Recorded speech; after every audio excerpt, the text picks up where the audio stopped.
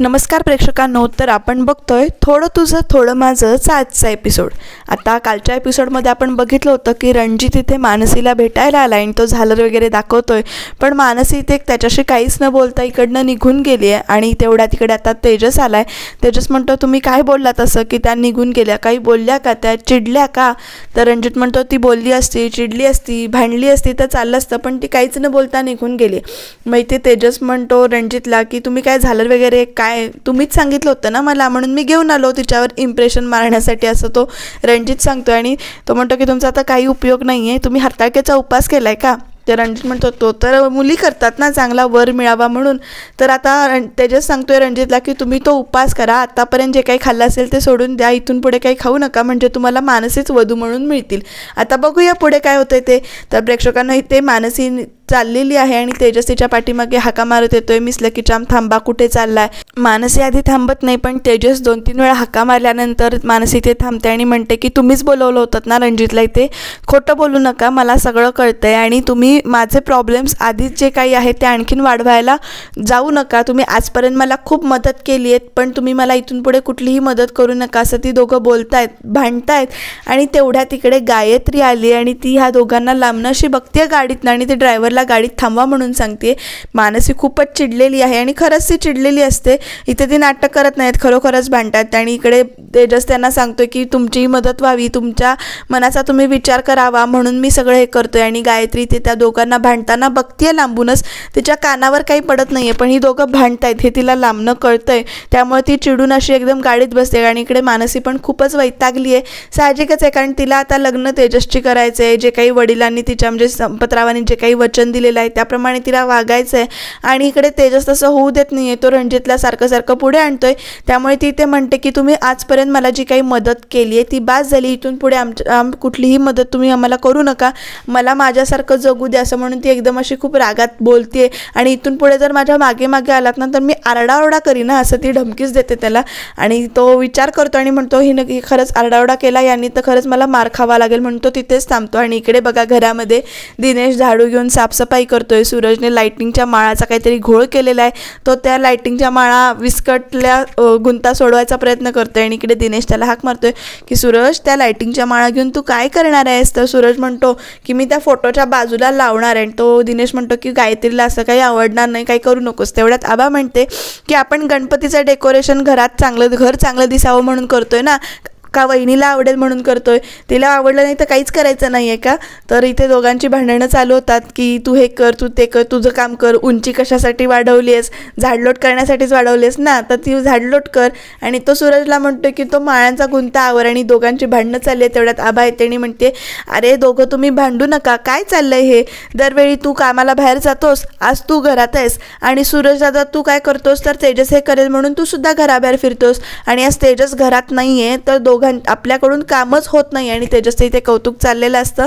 तर इकडे गायत्री तेवढ्यात येते आणि लगेच आबाला म्हणते भावाचं खूपच कौतुक चाललंय वाटतं, काय म्हणत होतीस? तर आबा म्हणते की डेकोरेशन होत नाही आहे ना म्हणून दादाचं नाव काढलं मी, म्हणजे दादाबद्दल बोलत होते। तर गायत्री इथे येऊन म्हणते तू ज्या दादाबद्दल बोलतेस ना तो दादा घरात आहे का तरी बघ, म्हणजे घराबाहेर काढलंय तर अंगणात तरी आहे का बघ, असं म्हणून ना इथे ती सगळ्यांना इथे आता अंगणात घेऊन येते, कारण तिनं तेजसला आणि मानसीला रस्त्यात भांडताना बघितलं होतं आणि तिला वाटते की तेजसने हिची छेड काढली, असं काहीतरी तिनं गैरसमज करून घेतलाय, त्यामुळे ती पर्स वगैरे सगळी घरात टाकते। आबाला, दिनेशला, सूरजला इथे अंगणात घेऊन येते आणि तेजस कुठे आहे बघा म्हणून सांगते। सूरज येत नाही तर सूरजला पण बोलवून घेऊन जाते की बघ तेजस इथे आहे का, कुठे दिसतोय का?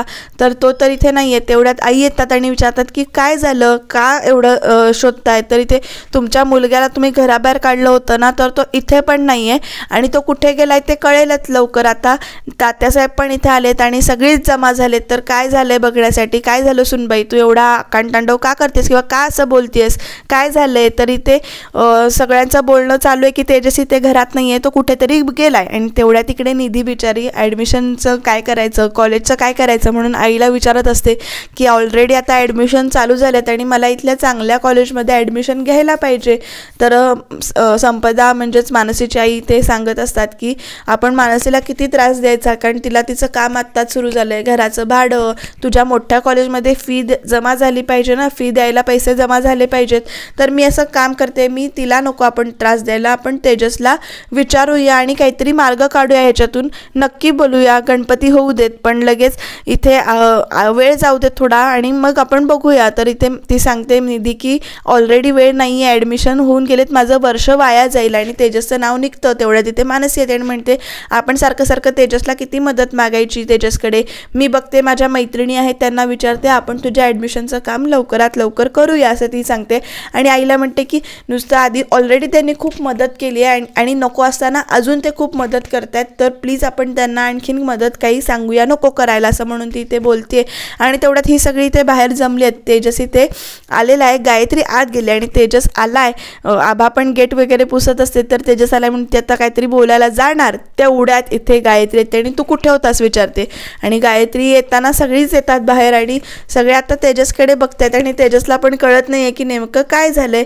आता गायत्री आली आहे तर सामान द्यायला पाहिजे, डेकोरेशनचं सामान आणलंय म्हणून मानसी पण इथे बाहेर येते आणि लगेच गायत्री मानसीकडे इथे मोर्चा वळवते आणि ती म्हणते की तू डेकोरेशनचं सामान आणायला गेली होतीस, तिथे काही झालं का, तुला कोणी भेटलं का.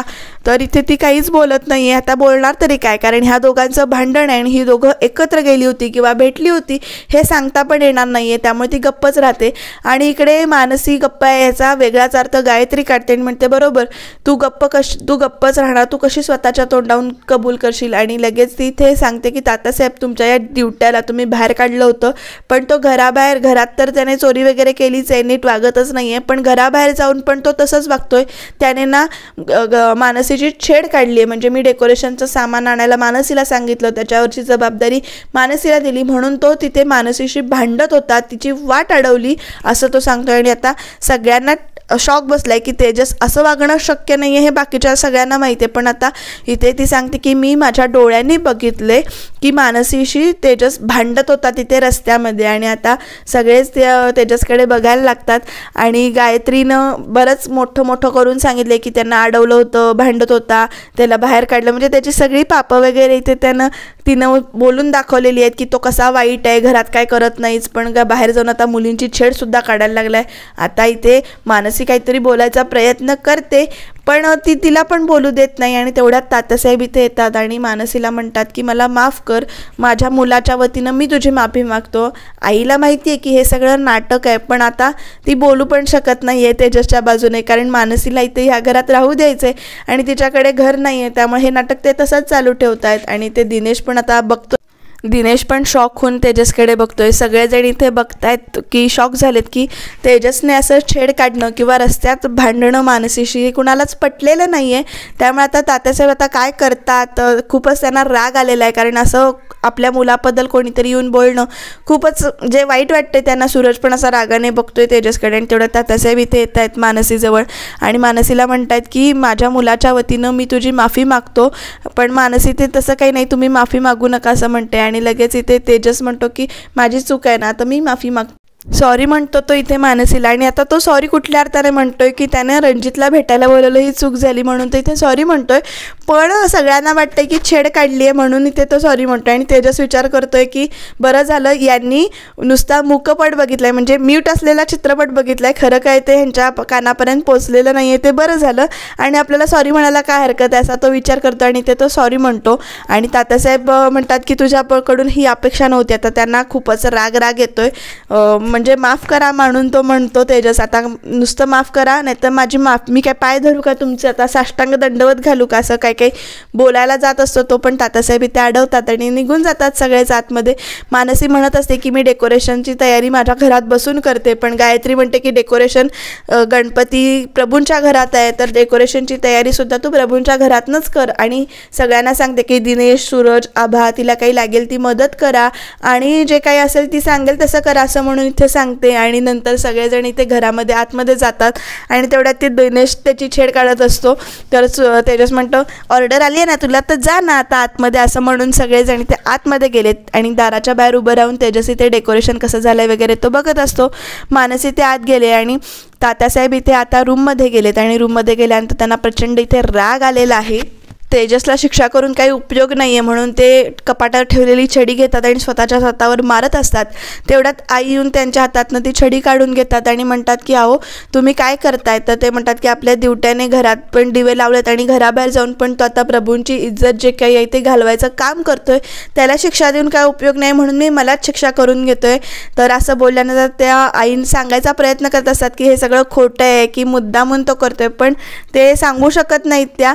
आणि त्यांच्या आईकडे तात्यासाहेबांना खूप रागराग येतो आणि ते नंतर म्हणतात की गायत्रीनं त्या मुलीला जबाबदारी दिली आहे ना तर ती मुलगी नीट ती जबाबदारी पार पाडेल. तिच्या नखाचीही सरसुद्धा नाही आहे तेजसला आणि तेजस इथे तिची वाट अडवतोय. आणि आता बघूया पुढे काय होतंय ते प्रेक्षकांनो, कारण तात्यासाहेब इथे भरपूर चिडलेत. आणि तुम्हाला काय वाटतं, आईने इथे तात्यासाहेबांना सांगितलं पाहिजे का की तेजस हे सगळं मुद्दामून करतोय ते वगैरे. तर इकडे आता डेकोरेशनला सुरुवात झाली आहे. तर टेबल खुर्च्या सगळं काढलं जातं आहे. सूरजला ते उचलायला जमत नाही आहे, त्याचे हात थरथरत आहेत. त्यामुळे दिनेश म्हणतो की ते मी उचलतो, तू ते बाकीचं उचल. आणि ते सगळी मिळून इथे डेकोरेशनचं काम करतायत. मानसी सगळ्यांना काय करायचं आहे ते वगैरे सांगते इथे आणि झालर कशी लावायची किंवा काय काय करायचं इथे डेकोरेशनची तयारी चालू आहे छान मस्तपैकी. आणि इथे आबा पण तिला मनात नसताना सुद्धा मदत करते. तर इथे ते हिरवं कापड वगैरे लावून झाल्यानंतर मानसी विचारते की आपण कडेनं अशी बॉर्डर लावूया का पिवळ्या फुलांची वगैरे. तर आबा म्हणते की नको, आपण त्या केशरी माळा सोडू यामधनं. आणि ती माळा घ्यायला जाते. तेवढ्या तिकडे तेजस आबाला खुणेनं सांगतोय की त्यांचं बरोबर आहे, तुझं चूक आहे, त्या म्हणतील तसं कर, चांगलं दिसेल असं म्हणून इथे तो सांगत असतो दाराच्या आडून, कौतुक करत असतो बाहेर अंगणातनं. तर मानसी चिडलेली आहे त्यामुळे ती काही लक्ष देत नाही आहे त्यांच्याकडे. आणि आबाला तो खुणेनं सांगतो की त्यांनी सांगितलं तसं कर, तुझं नको असं म्हणून. मग लगेच आबा पण इथे ठीक आहे म्हणून तयार होते आणि मानसीला हाक मारते आणि म्हणते की ठीक आहे आपण तू म्हटलं होतंस तसंच करूया, चांगलं दिसेल ते. अशा रीतीनं आता डेकोरेशन चालू आहे. आणि इकडे ती सांगितल्यानंतर ते पुढची तयारी करतायत डेकोरेशनची, फुलं वगैरे लावायची. आणि सूरज इथे बसलाय बरं का, हार करायला सांगितलं आहेत ना सूरजला मानसीने. तर सूरज इथे बसलाय, सुईत दोरा ओवतोय. पहिला प्रयत्न फेल गेला. इकडे तेजस म्हणतो हां इकडे लाईट घे, राईट घे, लेफ्ट घे, असं कर तसं कर, ओ फाऊल झाला असं म्हणून तो इथे मजा करतोय त्याची, कारण त्याला दोरा ओवता येत नाही, त्याचे हात थरथरत आहेत. आणि तेजस म्हणतो मी करून देऊ का ते. तर तो म्हणतो की नको, म्हणजे ओरडतील म्हणून त्याला कोणी इथे काम करू देत नाही, पण तेजस इथे त्याची मजा करतोय. हां आता दुसरा प्रयत्न, असं कर तसं कर असं म्हणून सांगतो. मी करू का म्हणून विचारायला जातो, त्याला काही ते दोरा ओवायला येत नाही आहे, त्यामुळे तो नको म्हणतो आणि तो निघून जातो. कोणी येईल तर तू लांब बस ना, मला ओरडतील, माझं मला करू दे असं म्हणून तेजसला इथे तो सांगतोय. आणि तेवढ्या तिकडे आई येत आहेत काहीतरी घेऊन. आई पण म्हणतायत की अरे सूरज बाबा ते व्यसन करू नकोस, आता ते व्यसन सोड, व्यसनामुळे तुला इथे काही जमत नाही आहे, व्यसन करणं बंद कर आता. आणि तेवढ्यात सूरज काहीतरी वेगळंच ऐकतो आणि मला हे करायचंच नाही असं म्हणतो आणि निघून जातो. आणि आता तो पण निघून गेलाय. तर तेजस इथे खुणेनं विचारतो की आईला मी करू का. तर आई पण म्हणतात की तू नको करूस, राहू देत, मी करते. आणि नंतर मानसी इथे म्हणते की आई तुम्ही करू नका, माझं आतलं डेकोरेशनचं झालं, मावशी तू करू नकोस, माझं आतलं डेकोरेशनचं झालं की मी इथे करीन ते सगळं, ते राहू दे, तू म्हणजे आतलं काम कर किंवा तू आतमध्ये जा असं ती सांगते. आणि मानसी उभी आहे आई आत गेल्यानंतर. इकडे तेवढ्यात तेजस इथे सॉरी म्हणतो पण ते ऐकत नाहीत. आणि कोण नाही असं बघून ना तेजस छान फुलांच्या माळाने इथे सॉरी आणि ते स्माइली काढून इथे तयार करून ठेवतोय चटईवर. मानसी बाहेर येते काहीतरी करायला आणि ती माळा घ्यायला येते. तर ते सॉरी वगैरे लिहिलेलं बघते आणि ती तेजसला इथे शोधते कुठे गेलाय. तर तेजस दाराच्या आडून तिला इथे सॉरी म्हणतो तिकडनं. तर मानसी त्याचं ऐकत नाही, त्या फुलांच्या माळा घेते आणि ती आतमध्ये येते. आता निघून गेले आणि तेजस विचारात पडलेला आहे की आता करायचं काय. तर प्रेक्षकांना इथे उद्याच्या भागामध्ये आपल्याला बघायला मिळेल की गायत्री ते कौतुक करते, डेकोरेशनचं छान झालंय, दिलेली जबाबदारी वगैरे पूर्ण केली असं तिथे म्हणते. आणि या सगळ्यामध्ये मानसी काय म्हणते तर डेकोरेशन जे तेजसला आपण अंगणात आणूया म्हणजे त्याला कळेल की मी डेकोरेशन किती चांगलं केलंय. आणि तिचं ऐकून तेजस आता घराबाहेरचा अंगणापर्यंत पोचलेला आहे. आणि बघूया आता मानसी तेजसला घरामध्ये कशी घेते ते. त्याच्यासाठी आपल्याला चॅनलला सबस्क्राईब करून ठेवावं लागेल आणि अर्थातच कमेंट करा, शेअर करायला विसरू नका. गणपती बाप्पा आलेले आहेत आणि उद्याच्या भागात आपल्याला बघायला मिळेल की तात्यासाहेब गणपती घेऊन येत असताना त्यांचा पाय लडखळतोय आणि तेवढ्यात मानसी आणि तेजस इथे गणपतीला धरतायत. बघूया काय होतंय ते.